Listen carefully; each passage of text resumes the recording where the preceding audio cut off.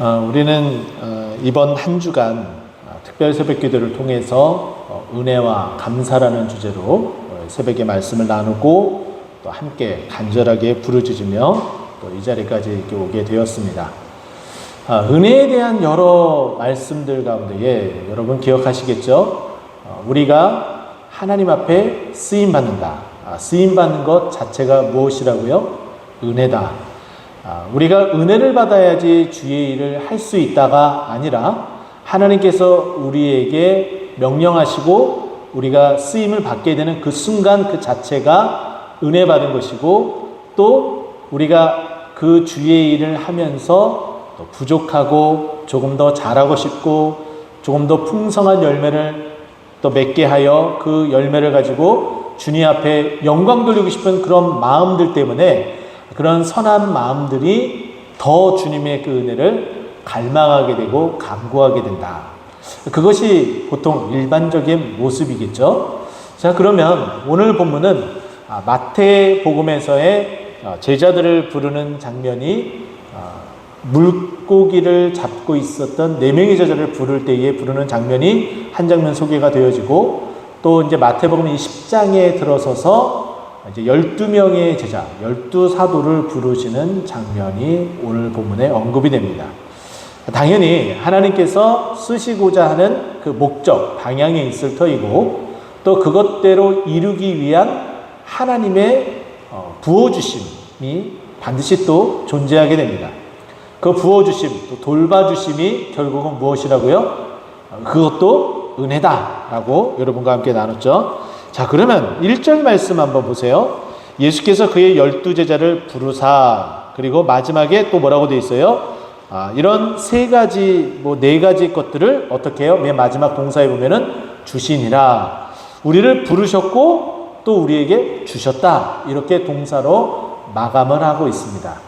결국은 하나님께서 우리에게 은혜를 주셔서 우리를 부르시는 거예요. 우리를 쓰시고자 부르시는 것이고, 또 그렇게 부르셨으면은 그냥 맹탕처럼 아무것도 아닌, 아무 능력도 없는, 아무것도 할 수 없는 무용지물인 그런 상태로 내버려 두지 않으시겠다는 거예요. 하나님께서 일을 할 수 있도록 능력을 주시겠다. 그것이 결국은 뭐예요? 그것이 은혜라는 거죠. 근데 여기서는 어떤 은혜를, 어떠한 능력을, 어떻게 일을 할 때에 어떠한 능력이 필요한지 그것을 말해주면서 우리에게 주시기 시작을 하는데, 첫 번째는 여기 보게 되면은 더러운 귀신을 쫓아낸다 라고 이야기를 합니다. 이 귀신을 쫓아내는 이것은 우리의 힘으로 대해서는 절대로 안 돼요. 또 우리가 또 할 수도 없어요. 그 귀신들이 그냥 알고서 콧방귀만 낄 뿐입니다. 우리가 할 수 있는 것은 딱 한 가지예요.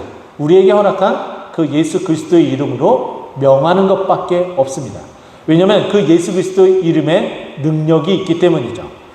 제가 군대에서 신앙생활 할 때에 귀신 들렸던 그런 같은 이제 신앙생활하는 동년 이제 같은 군인 그 청년을 맞닥뜨리게 되고 대적하는 기도를 하게 되고, 또 직접적으로 제가 너무나 생생하게 그 형제의 목소리가 아닌데 사단의 그 귀신의 목소리도 직접 제가 듣고 그런 체험을 했습니다. 신앙생활 얼마 시작되지 않았던 때에. 근데 저는 그때 굉장히 순수했었죠. 말씀을 그때 막 한참 알아가고 정말 그 말씀을 보면서 말씀대로 예수 보혈 찬송하면서 예수 그리스도의 이름으로 명하며 내어쫓는, 대적하는 그런 기도를 했을 때에 귀신이 내어쫓게 되는, 저만 혼자 한 게 아니라 같이 다른 군종과 함께 같이 그런 일들을 했었습니다. 제 힘으로 된 게 전혀 아니라는 거죠. 제가 신앙생활을 얼마나 했기에, 믿음이 얼마나 크기 때문에 전혀 그런 것이 없이, 우리와 상관없이 예수 그리스도의 그 이름의 능력으로 그것이 가능하다는 거예요. 그럼 오늘도 마찬가지로 이 제자들이 지금 예수님에게 부르심을 받았어요. 받았으면 이들이 가지고 있는 능력이 있어요? 지금 현재 아무것도 없어요. 근데 이들에게 귀신을 내어줄 수 있는 능력을 주시는 거예요. 근데 그 능력이 누구로부터 오는 거예요? 예수님으로부터 오고, 그 예수님의 그 이름으로부터 온다는 것을 이들도 알고 있고 체험하게 될 것이에요. 왜냐하면 그렇게 하시겠다고 말씀하셨기 때문에. 자, 그 다음에 두 번째로 그 능력을 주시는 것 중에 하나는 모든 병과 모든 약한 것을 고치는 능력 주신다. 이렇게 말씀하고 있어요. 병 고치는 능력, 이거 정말 우리가 한국교회 안에서도 병 고치는 어떤 그런 능력으로 인해서 기적이 정말 많이 일어났죠. 조윤기 목사님만 뭐 이야기만 듣더라도 이 여의도 순복음교회가 이렇게 초대형 교회로 가는 데 있어서 그 병든 자를 고치는 어떤 그런 놀라운 그런 일들이 있었기 때문에 그것이 가능했는데, 그 목사님도 얘기해요. 나는 정말 그런 능력이 없는데 왜 갑자기 하나님께서 그 사람에게 조윤기 목사한테 가면은 내가 고침을 받을 것이다, 왜 그렇게 나한테 하셨는지 정말 화딱지가 나고 뿔이 날 정도였었다라고 이야기를 합니다. 자, 그런데 하나님께서 그 능력을 주시니까 하나님께서 행하시고 그걸 통하여서 기적이 나타나고 큰 변화가 일어나요. 근데 거기서 자칫 잘못하면 내가 했다라는 것이 강조가 되어지면 어떻게 되는 거예요? 하나님께서 그것을 뺏어갈 뿐만 아니라 자신은 아직도 그것에 매여 있어서 이단으로 치우쳐지는, 자신이 성역화되어져 버리는 그런 우를 범하게 되는 일들이 많았죠. 그래서 한국 교회 안에, 한국 이 교계 안에 그 이단들이 대부분 어떤 치유의 은사를 통해서 그와 같은 일들이 많이 이제 벌어지게 된 거예요. 자, 그래서 이런 것들은 매우 조심하고 유의해야 되는데, 마찬가지입니다. 제가 여러분들에게 뭐 기적의 사나이에 대한 이야기도 말씀드렸지만은, 제가 가서 함께 예배드리면서 기도했어요. 그러면 뭐 제가 치유의 능력이 있어서 그분이 그렇게 췌장암이 걸렸는데도 지금 4년째, 이제 만 5년째를 치닫고 있는데 그게 가능한 건가요? 그건 제 능력이 전혀 아니에요.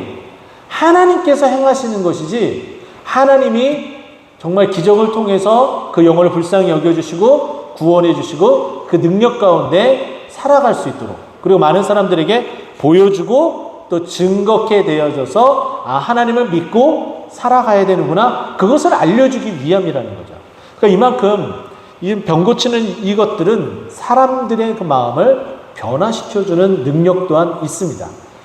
병이 치유가 되고 또 그 마음이 그것을 통해서 변화가 되어지고 또 예수를 믿게 되는 그런 많은 일들을 경험하게 되죠. 그러니까 이때 당시에 귀신뿐만 아니라 모든 병약한 그 사람들이 예수님을 따라다녔고, 또 뿐만 아니라 이 메시아가 오게 되면 그와 같은 일들이 있을 것이다 라고 예언한 그대로 우리 주님께서 제자들에게 동일하게 위임하여서 그들이 가서 그렇게 행할 수 있도록 하셨다는 거예요. 그래서 이들에게 이제 명령을 하시는데, 6절에 보면은 이스라엘의 집 잃어버린 양에게로 가라. 이방인들이나 또 사마리아인들에게는 이미 하나님께서 또 예수님께서 해야 될 그 일들을 다 계획해 놓으셨기 때문에 너희들에게 집중해야 될 것은 지금 어디냐면은 이스라엘의 잃어버린 자들에게다. 자, 그러면서 우리 주님께서 1절에 명령한 그 명령대로 그렇게 행할 수 있도록 8절에 이렇게 얘기합니다. 병든 자를 고치며 죽은 자를 살리며 나병 환자를 깨끗하게 하며 귀신을 쫓아내되 너희가 거저 받았으니 거저 주라. 이 말은 확실하게 너희들이 이렇게 할 수 있다. 근데 너희가 원래 가지고 있는 것이 아니었다. 너희도 이것을 받은 거다. 그러니까 너희가 이 받은 것 너희 것이 아니기 때문에 너희도 아낌없이 선포하고 치유하고 회복될 수 있도록 그 은혜를 나눠주라. 이렇게 말하고 있는 거예요. 그러면서 일꾼은 어떻게 살아가야 되는지를 쭉 설명을 하고, 그리고 이제 15절까지 해서 이 제자들이 어떻게 사역을 해야 되는지를 이제 마무리를 이렇게 해 나가고 있습니다. 그리고 나서 이제 16절에 들어가서 이렇게 얘기해요. 이제 조금 이제 어떤 그 분위기 전환, 또 그 상황이 좀 바뀌어질 때에 어떠한 말들을 하고 싶은 어떤 신신당부에 대한 그 이야기들을 이제 하는 것이죠. 자, 16절. 보라, 내가 너희를 보냄이 양을 이리 가운데로 보낸 것 같도다. 자, 지금 이 제자들을 누구라고 지칭하고 있어요? 양으로 지칭하고 있습니다. 양은 목자가 반드시 있어야 돼요. 목자 없이는 도저히 살아갈 수 없는 존재들입니다. 그러면 반대로 우리가 동일하게 양이면 하나님께서 양을 쓰시는 거잖아요.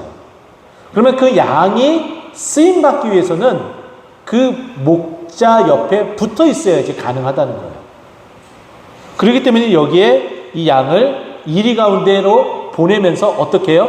보호해 주시겠다라는 그 메시지까지 여기에 들어가 있는 거죠. 그러면서 너희들은 그곳에 가서 이와 같은 일들을 할 때에 어떻게 해야 될지, 정말 주님 앞에 쓰임받는 그 일꾼들은 그 은혜 가운데에 어떻게 살아가야 될지에 대해서 그 방법적 그 논리를 우리에게 이야기를 해줍니다. 너무 유명한 이야기죠. 너희는 뱀같이 지혜롭고 비둘기같이 순결하라 라고 이야기를 해요.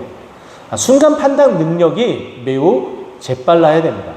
또 뿐만 아니라 가장 필요한 말들을 적재적소에 또 할 수 있는 그 능력 또한 또 가져야 됩니다. 하나님께서 그 능력을 주시고 또 그렇게 할 수 있도록 행하시고 있어요. 성령님께 우리가 간구를 해야 되겠죠? 성령님이 어떻게 해요? 너희가 전도할 때 필요한 말들을 주시겠다라고 말씀하셨던, 우리가 그 말씀을 기억하면서 우리가 어떻게 나아가야 돼요? 이 뱀처럼 지혜롭게 가장 적재적소에 필요한 말들과 행동, 그런 언행들을 통해서 이 제자들의 이 직임, 복음을 전하는 그 일들, 또 치유하는 일들, 이 일들을 잘 감당하게끔 해야 된다라고 말씀하는 것이고, 또 하나는 뒤에 보면은 비둘기같이 순결하라 라는 거예요. 이 말은 우리가 일반적으로 알 수 있는 그 믿음, 그 순수한 믿음을 고스란히 그대로 붙잡으라 라는 의미가 하나가 있고, 또 한 가지는 교만하지 말라는 거예요. 비둘기같이 순결하라는 것은 교만하지 말라는 그 의미도 내포되어 있습니다. 왜 그러냐면 복음을 전파하고 귀신을 내어 쫓고 또 뿐만 아니라 병든 자를 치유하고 이와 같은 일들을 하게 되면 사람들이 추앙하게 되어 있어요. 따라오게 되어 있어요. 우리가 알고 있는 것처럼 사도 바울과 바나바가 복음을 전하고 또 여러 가지 기사 이적을 행할 때에 그와 같은 그 체험을 직접적으로 받은 사람들이 뭐라고 얘기를 했어요? 바나바를 말하는 자이다 라고 얘기를 하며 헤르메스라고 하고 험의 헤르메스, 그리고 스스, 바나바를 제우스라고 표현하고, 바울이 계속해서 말을 하기 때문에 헤르메스, 말을 하는 자이다 라고 이렇게 지칭을 하게 됩니다. 그만큼 주님의 그 역사가 일어나는 곳에 사람들이 추앙하게 되고 따라가게 되는데, 이때 자칫 잘못하면 그 순수함을 잃어버리게 되면은 교만해서 거꾸러지고 넘어질 수밖에 없다는 거예요. 그렇기 때문에 너희들이 그와 같은 일들을 행하며 나아갈 때에 비둘기같이 순결하라라고 말씀하고 있는 거예요. 자, 이제 말씀을 정리하고자 합니다. 우리가 하나님께 은혜를 받았습니다. 그 받은 은혜는 여러 가지 방향을 통해서 우리가 나아가야 되는데, 그 중에 가장 중요한 그 일들이 주님 앞에 쓰임받는 일들이에요. 쓰임받게 되면 결과가 나오게 됩니다. 그 결과가 어떤 모양이든지 나오게 되는데, 그 결과에 따라서 우리가 어떻게 반응하느냐, 비둘기처럼 순결해야 된다는 거예요. 그 초심을 잃지 말고 또 순수하게, 그리고 교만하지 말고 주님께서 행하셨다라는 것을 늘 고백하고 감사할 수 있는 그런 사람이 되어야 된다는 것이고, 또 주님 앞에 이렇게 쓰임받을 때에 뱀처럼 지혜로하라라는 것은 늘 좋은 결과들, 그리고 열매를 맺기 위해서 노력하고 헌신하고, 그리고 무엇을 해야 될지 고민하고 또 노력을 해야 된다라고 말씀하는 겁니다. 이렇게 주님 앞에 쓰임받는 그 일들은 쉽지 않습니다. 쉽지 않기 때문에 우리가 또 무엇을 해야 돼요? 하나님께 다시금 그 은혜를 구해야 돼요. 근데 우리가 구할 때에, 또 구하지 않더라도 우리 주님께서 우리를 쓰시고자 할 때 어떻게 하신다고요? 귀신을 내어 쫓으며 모든 병약한 곳을 고치는 능력을 우리에게 주신다. 우리는 그 주님만 믿고 의지하며 또 뱀처럼 지혜롭고 비둘기처럼 순결하게 순종하며 따라가면 된다. 여러분 이렇게 기억하시고 이번 2023년도 하반기도 그 주님의 이끄심 가운데에 또 쓰시고자 하는 그곳에 귀하게 쓰임받고 또 주님 앞에 영광 돌리는 우리 모두가 되기를 간절히 축원드립니다. 함께 우리 기도하도록 하겠습니다.